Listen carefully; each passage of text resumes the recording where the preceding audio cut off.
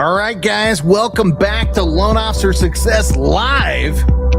And man, I think we got a great show for you. What if I told you that most of what real estate agents have been taught over the last 20 years is actually hurting their business? Hey, today's guest believes that's exactly what's happening. So from guaranteed home sales to challenging brokerage models and rewriting the way agents build relationships, we've got Shaune Corbett, and he's taking a completely different approach to real estate. So Shaune, top producing realtor, author of the upcoming Simple Sphere system, and someone who's not afraid to challenge conventional thinking. Today, we're talking about why value beats price, why relationships beat lead gen, and why the future of real estate belongs to agents that are willing to think differently. Welcome to the show. Good to have you here, Shaune. Hey, how are you, Devin? I appreciate you. Thank you. Fantastic. And, you know, for those of you that are paying attention, this is actually a part two. Shaune and I bumped into each other around a year ago. I think it was almost exactly a year ago. And man, I was just so impressed. And we randomly dropped in on each other about 2 weeks ago. It was like, man, we should go again. This sounds like it was a good time. And I was like, challenge accepted. No, I agree with you. Yeah. So we did a podcast together, and you asked all kinds of, questions and stuff. In a year, a lot of things can happen, right? That's right. A lot of things in the last year that's changed the way I approach it and the way I work with agents and helping them. And everything I've done to this point has been free. I give everything away. And I think if agents learn to take that mentality, recognizing if you keep giving and building communities and building opportunities, things will come your way that will multiply, and most never get there, right? That's what you're doing, right? That's it. You podcast, you interview people, you put it out there, and it's goodwill, and we're helping others with their business. At the same time, there's great connections and great relationships you can build through it. So I love it. Yeah. And I've done a lot of interviews. Your interview questions were great. So I knew there's a lot of energy when we were talking, and I think this is going to be a great interview today. I agree too. You know, and also you talk about two worlds colliding: Loan Officer Success Live, Real Estate Success Podcast. I think we're covering both sides of the industry, but today we're really here to talk about real estate agents and what they can do to, create success in today's market. So I'm going to start with this, Shaune. You said something that immediately caught my attention. You said everything we've been taught about real estate is wrong. That's a bold statement. What did you mean by that? Well, and this is even before, I made a move to a new brokerage, before a lot of the things. It's just my mentality when I've done transactions. I've done over 500 of them myself, right? And in the process, I like the psychology of things and how people approach the business. And I start watching the same mistakes made over and over, and the same mentality that agents have about their business. And it's not right. And I think brokers want to hold control when the reality is agents are the one that drive the business, not brokers. You can build your entire business without a broker. You have to have it for of record, for legal purposes, but outside of that, there isn't much else they really need to do to add value, and they're not going to add value to your business. That's the misconception that we have. Right. Well, you're definitely going to ruffle some feathers with that one. No problem. I think that's okay. I think you're good with that, right? Yeah, I don't do things to directly upset people, but I want to say things that's going to be meaningful, that's going to make a difference. Telling everyone to go out and cold call people for 20 hours a week, or, join the team and the team's going to give you leads. That's not a recipe for a future for you. You win short term, but it's a lot of work, and your hourly wage goes way down when you continue to do things that way. Right. We want to find ways to increase our hourly wage, not continue to work for others. And you end up being an employee in a sense. I don't know of anyone that came into being a real estate agent to be an employee. Yeah. Outside of Redfin is an exception. And to me, they're just a car dealership, right? Where everyone works for the guy, he brings everything to them, and they have full control over you as a salesperson. Redfin, you've got to sell 3 times as many homes to match an agent that sells a third less to make the Absolutely. same income. But they give you peace of mind. You get continuous opportunities, and you can make that 125,000 a year working for them. And that's not bad. But I think most agents are expecting at least $250,000 plus, and you can do it, and you can do it almost in part-time hours if you do it right. Yeah. Well, it's not financial freedom, and that's what you're talking about, is how to become a true entrepreneur and become financially successful in a way that a lot of people are not capable of. We relate that here on our side of the industry and the mortgage side in call centers, right? And to be 100%, as you mentioned, it's not a terrible model for the right person who's looking for stability, right? I've run call centers for decades, but the loan originator on our side of the business, they don't own their business either. So they're literally hoping that the company they're working for is going to provide them with the right opportunities. And when the markets shift or transition, they a lot of the times find themselves looking for new opportunities in different industries. And what you're talking about, Shaune, is rewriting that narrative and saying, hey, I'm going to find a new way to do business that's going to allow for me to be financially successful and allow for me to be successful in any market. And I think that's, super exciting. And that's why we got you here today. I appreciate it. Yeah. I want to talk about scalable things that anybody can do. I'll give you a quick background to kind of give some connection with this and why all this has come to this point. I started a podcast probably about a year and a half ago. I've done over 80 episodes, and I turned that podcast called Real Estate Success with Shaune Corbett, and I turned that podcast into a Facebook group. Now I have about 1,200 here locally, agents in Dallas-Fort Worth. And what I do with them is I create opportunities for them to grow and learn, and I give them tips all the time. I want to help them and help grow them. And I do events, and the events that I do, I have people come in and teach that are really good at a particular space. And I only require 3 things when we teach. And same thing when I'm talking to an agent. Anything we teach has to be duplicatable, meaning it's easy to learn. It's not something that takes a special skill. I have really good charisma, and I know how to communicate well with my buyers and sellers, probably beyond the average agent, but I can't transfer that to another agent. That's right. So I have to give them things that they can do that works within all skill levels. The second thing is, let's do it without spending money. Yeah. Okay. I can't say anybody can throw up, 10,000 a month to Zillow and you'll fill your pipeline. That's right. That's not reasonable, and not everybody's going to be able to do that. So I want to make sure anything that's taught is not something that we spend a bunch of money to do. And then the third thing is sustainable. Okay. I can cold call 20 hours a week, like I said when we came on, and you can do that for a while. But most people aren't built to do that for 20, 30 years. And that's not a really good way to capture a good quality market, because you're only tapping into onesies, twosies. You're not building the relationships. You're not building something sustainable. And you can't do that indefinitely. Most people cannot do that indefinitely. So I want something that we're teaching. It's got to be something they can do indefinitely. Same type of thing. With technology, you change the way you do it, but you're still doing the same type of work. That makes perfect sense. So again, you're building success in a model that can sustain the distance and at the same time get out of the race of I have to spend this substantial amount of money to turn on my lead pool. And the moment I stop spending the money, the leads stop and my business stops. And that's what we're getting away from. So I want to bring this up, and I know we're pretty early on to talk about it, but you've been working on something pretty special. You wrote something called The Counterculture Agent. And I'd love to ask you, what is the counterculture agent movement that you're creating? Well, it's a preface that I created in my Simple Sphere system, right? The book that I wrote to help people building their business. And it is really addressing the mentality. You've got to kind of break the way people approach and see real estate. And there are a number of ways that I look at specific topics and things, and I'll say things that sound kind of outrageous out front, right? As an example, do I even need a broker to sell real estate? And I told you this earlier. You need it for liability and legal purposes, but they're not going to sell real estate for you. That's right. So it is up to you to build systems and processes that you can continuously do that's going to help you build a platform to build real estate from. And all the relationships you build are going to be outside of what the broker's relationship. The broker will have no relationship with these people.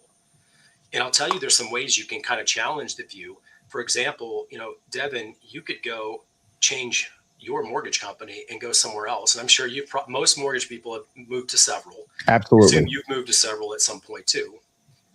Any of those clients and people that you have in your database, that's your database. That's right. If you learn how to create leverage with it, then that database will follow you and they're going to come to you. They're not going back to the prior broker. For agents out there, you work for Coldwell Banker, you work for KW, and I respect what they've done and built, because they built massive companies. So they've done something right for a long time.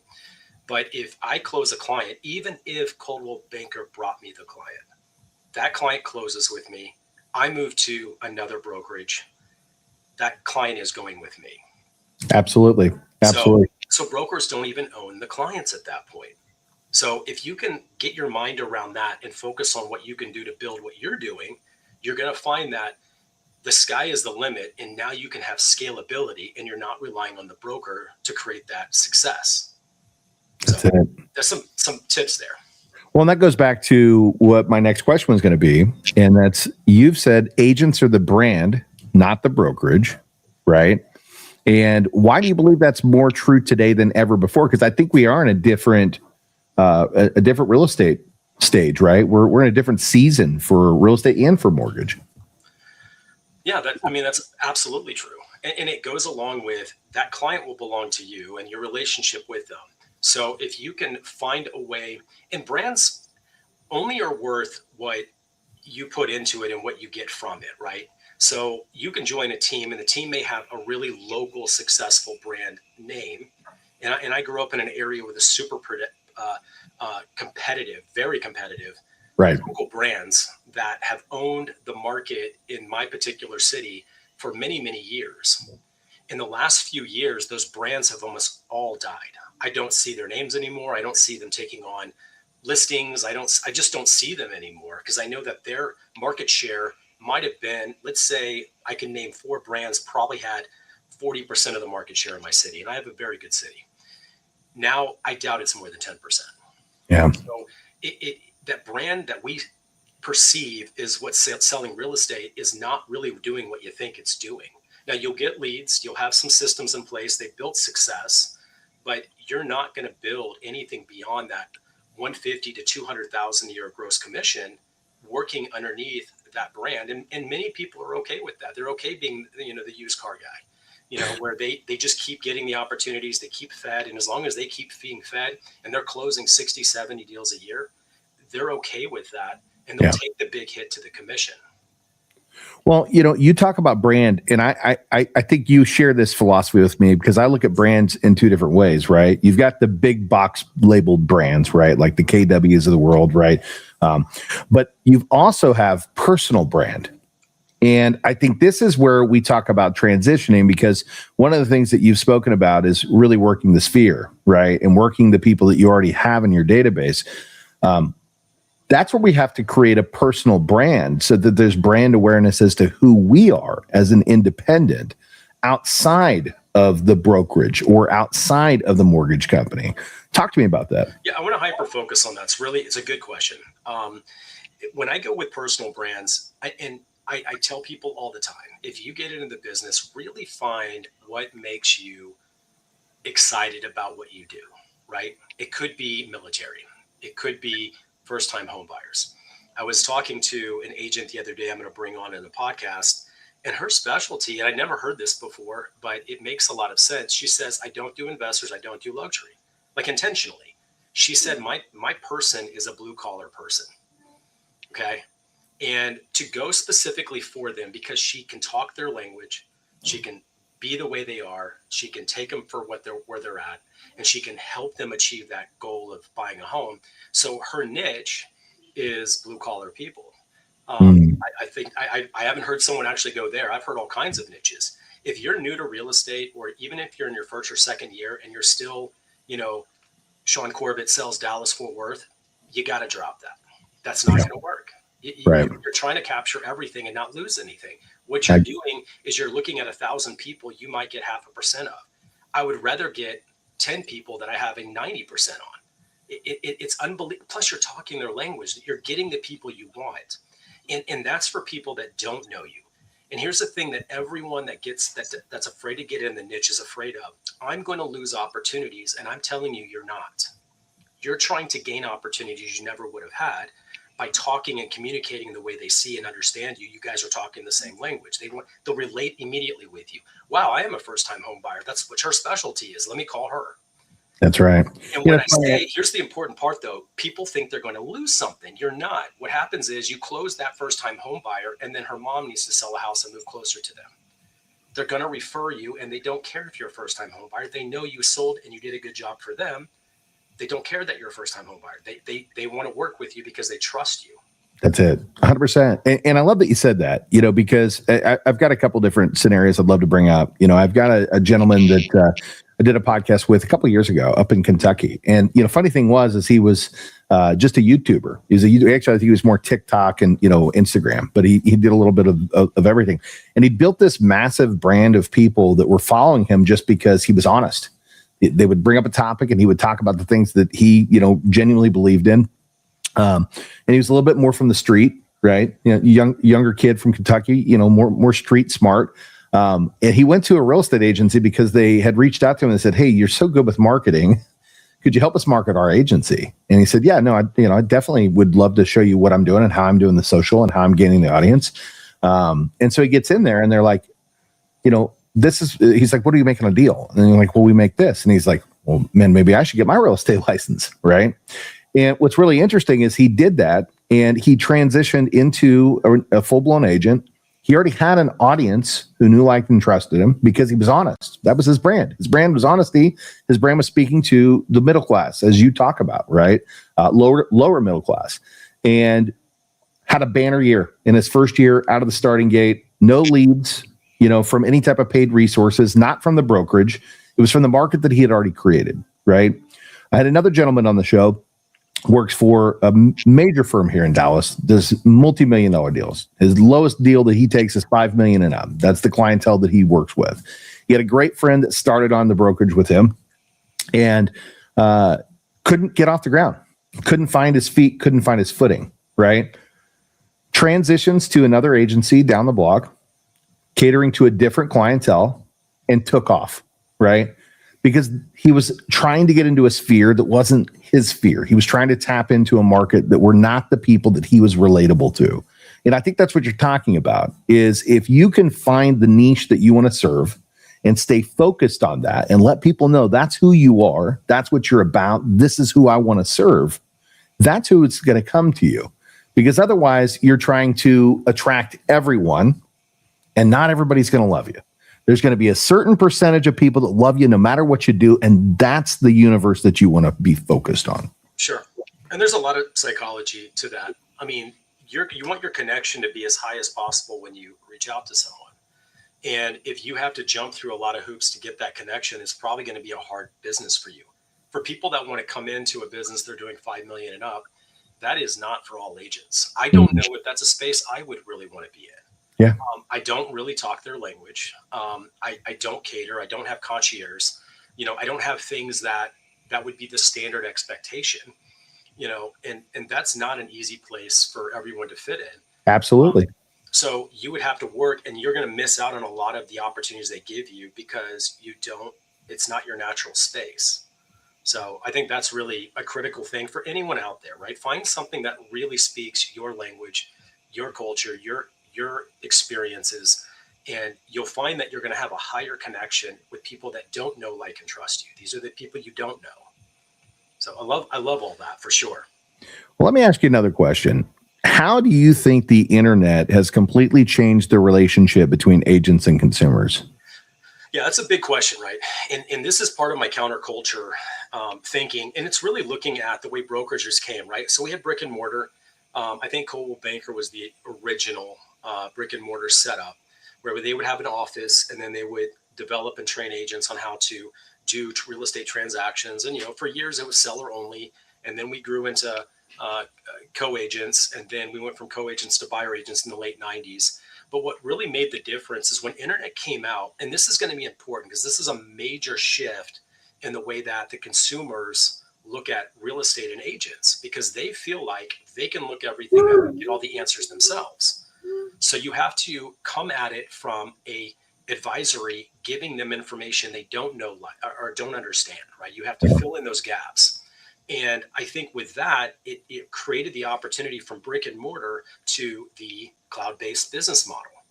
That made the big change, right? So I worked for EXP for 7 years. They're one of the real pioneers in that space. I've actually, there's another company, it actually started here, Devin, Fathom Realty.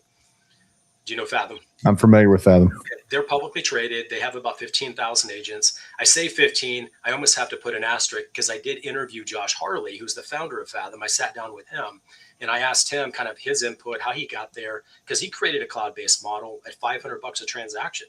You know, if you were already successful, that sounds like a really good opportunity. I don't need my broker.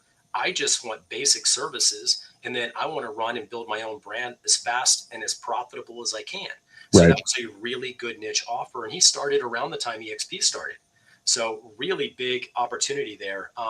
And he was pointing out some of the things that happened when all this was going on, where people they were paying 20, 30, 40% of their commission to a broker that did nothing for that transaction. He's like, well, here's a solution. I'll just make it a lot less expensive and only give you what you need and do online training. So the cloud-based model really took off. The big change that's happened over the last 5 to 10 years, because cloud-based model now we're coming in 20 years now, is people really love the leverage, but they don't have the connection. They don't have people to meet with. They don't have relationships with other agents that are in the space with them. And one of the unique things that brick and mortars, this is what I feel like is probably one of the biggest challenges they have, is they create secrecy, non-collaboration, right? So you go to the office. So we have a KW office down the street. It's got probably 600-700 agents in it. They're all working 2 zip codes, right? Yeah. You're in their neighborhood. That guy sitting next to you is looking at the same buyer and seller that I'm looking at. You're not going to collaborate. You're not going to commute. You're not going to be open. You know, I'm trying to break that, and I share everything that I do and have success in with everyone, because for one, they're never going to be me and I'm never going to be them.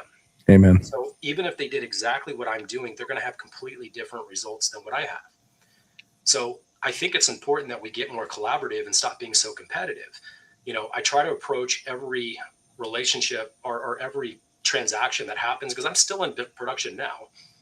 I'm building systems to get out of production, but I am still in production. I still work directly with agents, and I'm always looking for a way to collaborate. We're not here, you know, to force one side to take everything.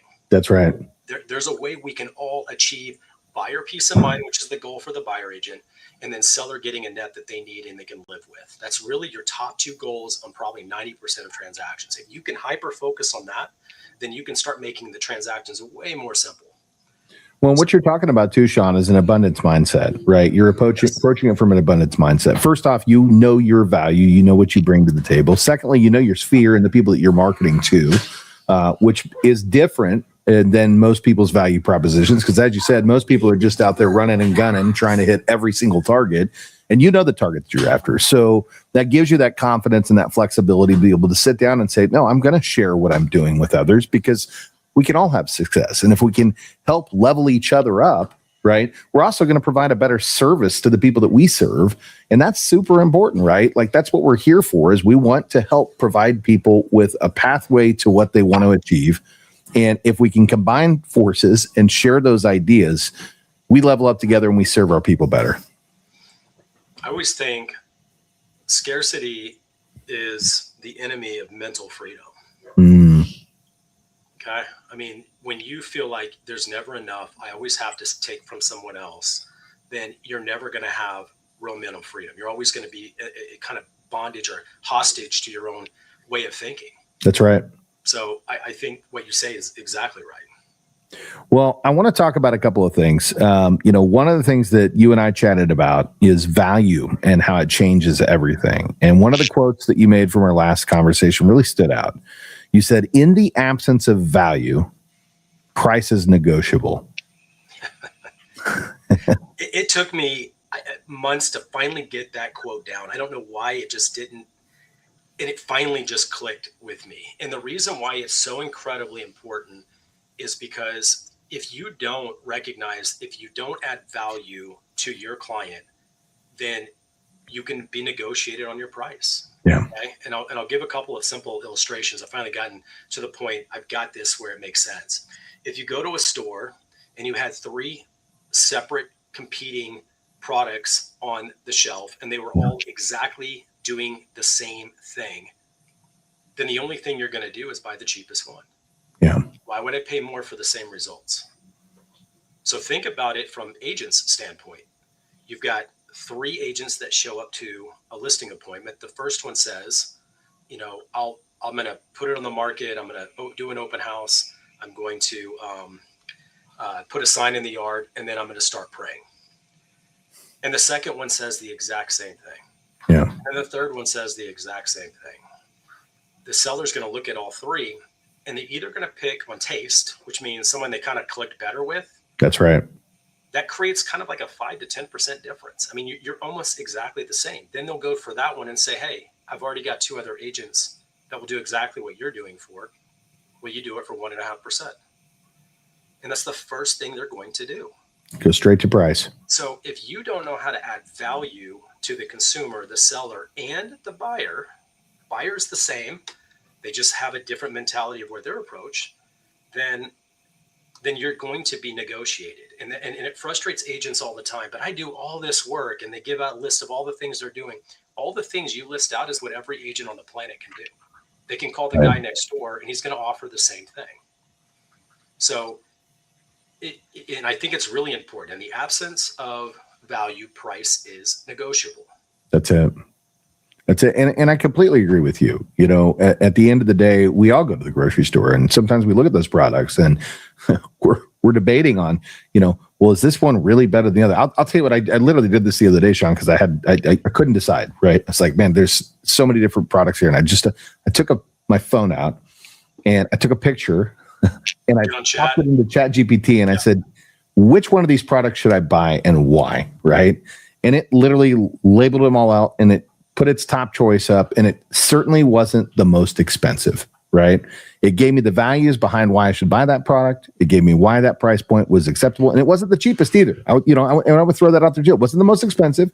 It wasn't the cheapest. It was somewhere in the middle, but it was because it was providing something that the other ones were not, right? And I think this just justifies your point, is that if you're going to market with the same arrows in the quiver that everybody else is, right? Then it goes down to personal preference. Do I trust this person, right? And that can lead back to brand, right? That can lead back to brand, because now if they have seen you socially and they've seen your brand and they go, man, I really like this person, and they're offering the same thing, right? Then they may pick you over the other 2. But as you mentioned, that doesn't necessarily mean that they're not going to negotiate the price. So let's talk about that. How did guarantees completely change those conversations for you, Shaune? Yeah, it's a great question, Devin. I love that question.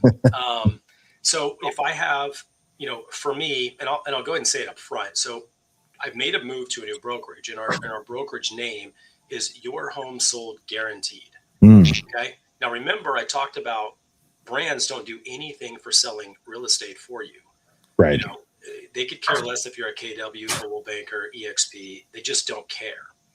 But if the name of your brand is a value proposition to both the buyer and the seller, right, then the name matters. And it also matters on Google. When they look you up, they don't look up KW and they don't look up EXP. And if they do, they're just going to get, the 10,000 agents that are over there. What they're doing is saying, I need to guarantee the sell. And all of a sudden, I become the first choice. So the brand is actually selling and working for me and bringing me buyers or sellers that have that need. So when I go to a listing presentation, I should say selling presentation, because I actually don't list on the MLS. That's a whole nother conversation we can talk about. And when I meet with the seller, they're hiring you to do one thing, to sell the home. That's it. Do they care if the buyer comes from Zimbabwe or they come next door? They don't care, as long as they reach their goal of the net in the time frame they need. They don't have 5 years to sell. They don't have the typical 90 to 120 days we're seeing on days in market. They don't want to wait, and they don't want to have 100 showings. It's very frustrating. So I make a proposition to them. I'm going to guarantee to sell the home when you want to sell, for what you want to sell for, at no hassle. That's the guarantee that I make to sellers, to give them peace of mind, that they now have peace of mind on the sell of the property. And if they need to buy, it's really hard to go and put your house on the market and not know where you're going to go. Not know, or if we buy a home, I don't know if my home's going to sell in time. Right. Now they can literally put it up, and then we can go pick out a home. And then because I'm guaranteeing the sale of the home, we can even buy that home knowing that their home is going to sell. If you offer that, then the seller can't come back and say, well, will you do it for 1%? No, they don't. And I've been on probably 20 or 30 presentations in the last few months, and not one has asked me to discount, because I don't have a competing company that can do that. When you don't have competition and you're offering value to the seller, your commission stops being negotiable. It's amazing. So that's on the sell side. That's what I was going to say. You have more than one guarantee, though. So you've got the guarantee that you're going to sell the home, but there's more to the proposition. Let's talk about that. Sure. So the other one is, let's talk time. How am I going to guarantee the time? Well, I'm going to kind of conjoin it with the little to no hassle, okay? Because no one wants to do 100 showings. So the way we do it is I go and I don't put it on the MLS. I'm going to tell you a little secret about the MLS. This is going to blow some minds. This will definitely ruffle feathers. This is why I don't want to be a member of NAR. I don't need NAR to have MLS, and they're not doing anything for me. And I don't need the title realtor. Realtor means nothing to the general public now. It doesn't add value. So that's a whole nother topic too, right? Getting out of NAR and all the other things. Right. Or how about the MLS? So MLS actually devalues property. Okay. I have my home. If my identical home were on the MLS for 90 days with 3 price drops, right, and nobody's moving after getting 10,000 eyeballs on it, and then I have my home that I don't put on the MLS, I target buyers directly. They don't see days on market. They don't see price drops. And there's a scarcity in it because it's an exclusive opportunity. Mm-hmm. So now the buyer feels like, wow, look at this. I found this secret home. That's exactly what I'm looking for. And when you match those things together, the conversion is incredibly high. Okay. So MLS devalues property because over time the home becomes worth less. If I can't sell it to 10,000 eyeballs, how in the world, it just means that nobody wants it. It becomes the Richard meal, right? It's like, hey, everybody wants one if they can afford it, right? Not everybody, but if they were watch enthusiasts and they want a Richard, they want one. They can go to a boutique, they can't see it. It's not there, right? More importantly, even if it was there, they couldn't purchase it until somebody calls upon their name and says, hey, you can have this product today, right? And that's what you're talking about here is you've got this white elephant home that nobody's seen, right? They don't know where it is. It's not available, and it's not in a sea of other homes that look exactly the same. And now all of a sudden it becomes available, but they know about it and nobody else does, and they might be able to have a crack at purchasing it. So here's where the limited or the no hassle aspect is. This is where it starts building. I create a database, and when I meet with sellers, I said, look, I'm not looking for 10,000 eyeballs. I know that's the old mindset. Again, we're talking counterculture agent. We got to break the way people think about real estate. They think more. The more people that see it that don't buy it means it's overpriced. I don't know how to make it any more simple. What happens is I tell my sellers, look, I'm only looking for about 10 to 15 buyers. That's all we need. Yeah. And guess what? They don't get to all come look at it. The way we do it is I prepare something called a certified pre-owned package. And I'm going to explain what that is in a minute. And I get everything about that house created, and the buyer now has access to see everything about it. The seller's disclosure, we do a clue report, which is where they look for insurance claims. We open title and complete A, B, C, and D. So I know all judgments, liens, and anything affecting the title. And why is that important? Because I can take a cash offer and close in 3 days if we need to. Okay. That doesn't mean the seller has to move out. We can do a lease back, but the fact that I can convert that cash buyer's hot, they give us what we want. They take it as is. And it gives me access to a buyer that nobody else has access to because they have everything about the house up front. And I'm going to do a pre-inspection. Okay. I don't necessarily fix everything on the pre-inspection. The purpose of a pre-inspection isn't to show a perfect house. The purpose of a pre-inspection is to prevent negotiations when you go under contract, and it's unbelievably effective. I've now had 4 contracts where all the agents got really frustrated in the option period, because the normal process is, I won the home. Okay, Mr. Buyer, now we get to negotiate all these repairs. That's it. Uh-oh, we're not finding anything new. Okay, well, let's throw out stuff. Let's get on the roof. Let's get a plumber out there. And they start throwing things out at the house, and they realize, well, now we can't negotiate anything, because you can't negotiate things you already know when you make an offer. Okay. That's so you're talking about complete transparency at the time that the contract is written, which is unheard of. It doesn't happen. But now, because you're getting those inspections done up front at the time of negotiation, everybody knows what's going on with this property. That's right. And if they've agreed to it, there is no additional negotiation after an inspection comes back. So if I listed it for market or above market price, expecting to get negotiated, which is the way agents typically do it, because the seller has this high bar of where they think the house should sell. They all do. They're all attached to it. There's a psychological aspect to it. And I tell sellers, you do know you're the highest buyer, right? I try to get them under that mindset. But now when I'm going through the presentation, they stop fighting me on list price, or what we're going to price it at. I give them a range. I give them a net at the lowest possible part of the range, and I guarantee that net. And the net is something they'll agree to because they agree to the range.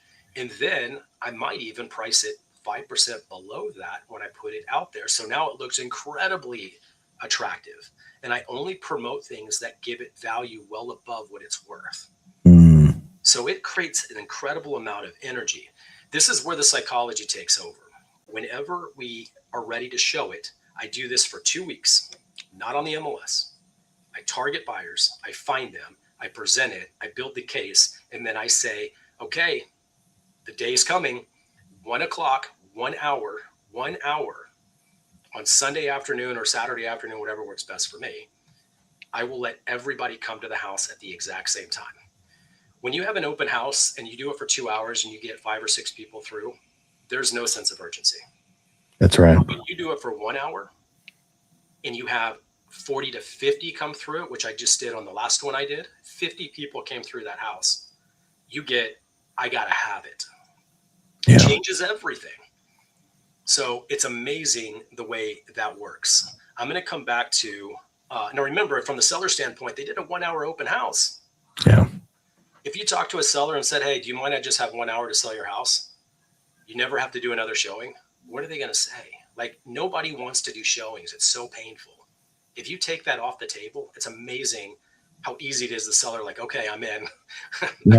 Whatever. I want to walk back through that too, Shaune, because, again, what you described here is, we all know the traditional way of purchasing real estate. Quite frankly, a lot of times we're taking the home to the agent and saying, hey, we found this one on Zillow and we'd like to go look at it, because everybody has access to see it, right? Now, if you got a great agent, they may know of some hidden gems, right, that are off market and haven't listed yet, but that's not how all agents work. What you're talking about is the house doesn't go on Zillow. It doesn't go on MLS. People can't see the home. The only people that can see the home are that you want to show the home.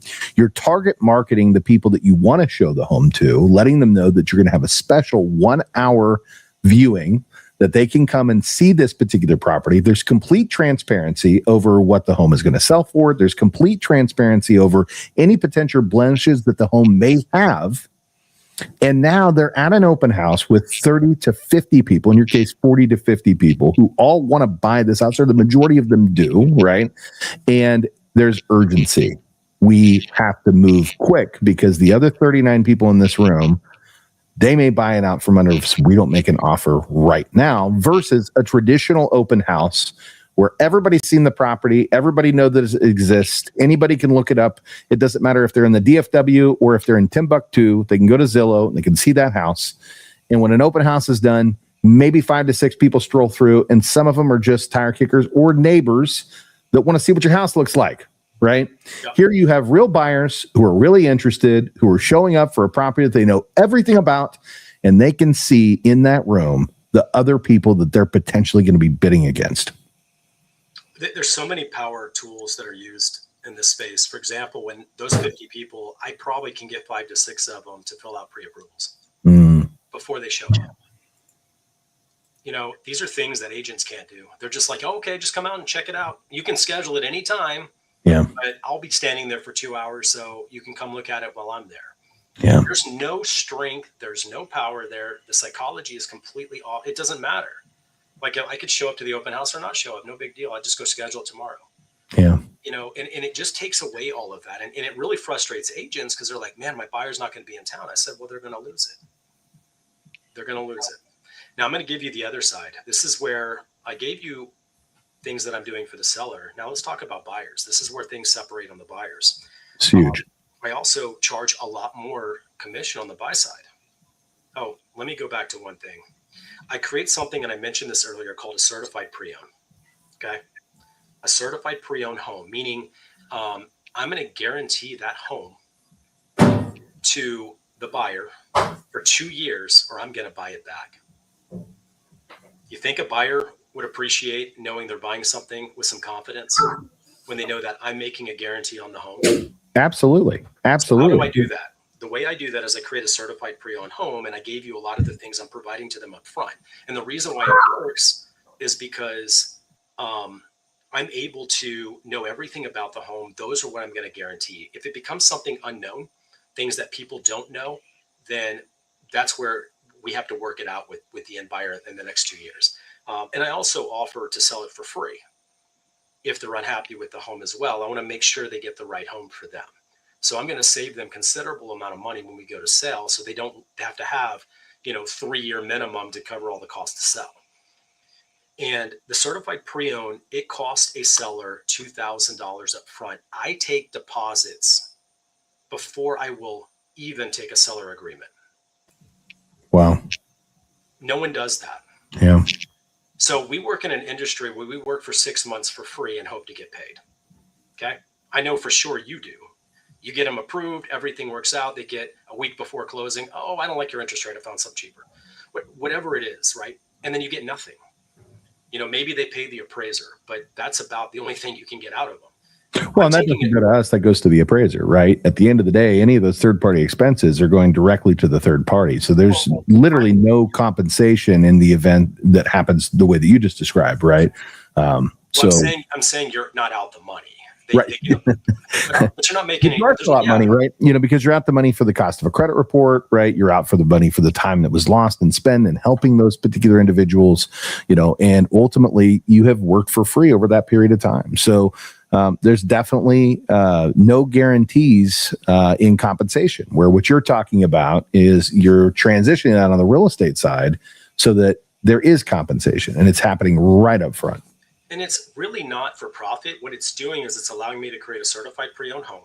Right. And whenever you take a deposit, things happen a lot faster. Okay. When you go and meet with the seller, sellers are not eager to get people in their house to show it. And they don't want to go through the stress of doing, because it's hard. But all of a sudden, when they put up $2,000, they're like, okay, we're going to get all this stuff in the garage. We're going to get all the personal stuff taken down. And then I'll schedule photos when I'm meeting with them. Great. I'm going to schedule photos in 5 days. So let's execute. And now they're motivated. And if something doesn't work, or we just can't get the home sold for whatever the reason is, they're coming back to you because they have investment with you. Okay. Now let's go to the certified pre-owned product. So a buyer comes and they see my property, and I said, hey, I'm glad you like it. I've got a couple of things I can do for you. One is, if you buy my home, I will guarantee it for up to 2 years, or I'll buy it back. And then the second thing I can offer them is, if they buy my home, I'll buy their home cash, so they don't have to be worried about the sale of their property. I can take that condition off the table. And here's where it's really powerful. When you promote that, and you think about the 15 buyers I'm targeting, there's probably about 60% of them have a home to sell, and they won't show up unless you can make that value proposition to them. I'm taking people off the couch. Yeah. Come look at the house, because if they like my home, I can buy their home and take that condition off. It's huge. That's a massive amount of opportunity and buyers that agents can't reach. So that's a value proposition made to them. And the last thing is, I'm able to find homes that agents can't find. They're not on the MLS, because remember, I do a lot of my stuff off market. Right. And I have access to homes that are not listed, that are not available to the general agent, and they're not going to go out there and try to find them. So that's a value proposition I make to buyers that work with me, is that I'm going to find homes that fit what you're looking for. And we're not going to, and I don't say this, but we're not going to go look at 30 houses and just have flavor on everything. Right. We're going to isolate it down to what you want. We're going to go out 2 times, 3 houses each day, and we're going to pick out a home. That's the expectation, because no one wants to drive around all the time either. They want to find what they need, and then we're going to execute it. So we all have a good time invested through the entire process. So that's the other thing that I do. And in both sides, they can fire me at any time. To access the off-market properties and be a part of that, I charge a buyer $1,000 upfront deposit, so they get exclusive homes they would have access to. It's huge. Take a deposit on buyers too. That's huge, man. Everything changes when you do this. It does. It does. Well, Shaune, I hate to end this one abruptly, but I've got something that I've got to take care of in the background. Of course. Yeah. And I know we talked about doing some follow-up sequences to this. And I think after we do part 1 to this, we've got a lot of questions that are going to pop up for the part 2. So, guys and gals, I hope that you're really enjoying what Shaune is talking about here. And I'm super excited to bring him back on. And we've even talked about maybe making this a weekly segment, if that's something that you're up to, Shaune. I know I'm up for it. And out there to our audience as well. If you guys want to see that as well, just drop it into the comments. Sure. But Shaune, anything that you'd like to close out with before we wrap today? For those out there, I'm easily accessible. I know Jessica asked a question. We had a couple of questions. You can reach out to me directly, and I can explain how I find buyers. And I know who to target. I know exactly kind of what I'm looking for and how they come up. And I'm sure you can leave all of my information as well. I've got a Facebook group for agents out there. Real Estate Success with Shaune Corbett, the Facebook group. I have a Facebook group there. I have a community that I am building that has a subscription built, and people will have access to me directly there. That is something that is 95% done. My book will come out probably in the next month or 2. I got to do proofreading. Well, I'm done with the proofreading. I got to get other people to read it to make sure it's going to hit the market the way I want it to. And it has to do with building your sphere system the simple way. The simple sphere system is what it's called. And it will allow you to tap into your database and generate 30 to 40 closings a year just with your own audience. So that's a simple system that I've created and set up for you. So there may be some technology he's working on behind that as well. I'm not going to let the cat out of the bag, but he's got some really cool tech stuff. I'll give the 20-second version. I do have a way that I connect with my audience, and I have about 1,500 people in my contact list that I know personally, and I hit them 4 times a year on random text, thinking of them texts. You do that. I would say every single day I send out 10. I get one every day that says, "Hey, it's great to hear from you. We're looking to sell next year." I'm not kidding. So, well, this is coming from his personal cell phone number, but it's automated. So it's actually happening on its own. He's having 10 potential conversations a day with people that he's worked with in the past. And it's done in a way that feels very natural and very organic. And that's what it's all about. So if you want to find Shaune, he mentioned, getting in touch with him on the web, you can find him at realestatesuccessdfw.com. realestatesuccessdfw.com. If you're tuning in, you're watching, you can see it running right across the bottom of the screen.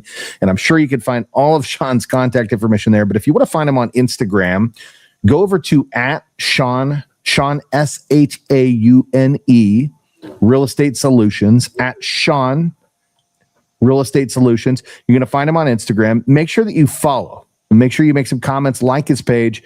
Go over to YouTube if you want to join his community and see his podcast and learn more from Shaune and the amazing guests that he's bringing on. He's had some really top tier people that have jumped on his show. Go find him at YouTube, and that's going to be at RESDFW, RESDFW. And then finally, run over to Facebook and @Shaune.Corbett. And that's Shaune, SHAUNE, Corbett, CORBETT.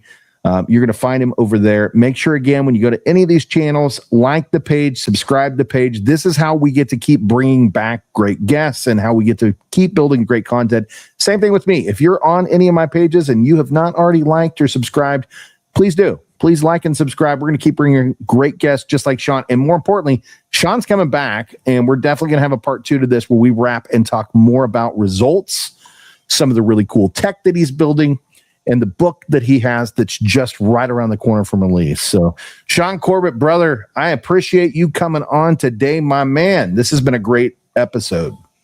Awesome. Thank you, Devin, for having me. I appreciate it. Yeah. And hey, out there to all you guys, thank you for tuning in every single time. Keep coming back. We're going to keep bringing great information and help you level up your real estate game, your mortgage game, or if you're a consumer looking for great advice on how you buy your next home, you've got 2 great people here right in your corner. Reach out. We'd love to help you. So until the next time, have a great day, everybody.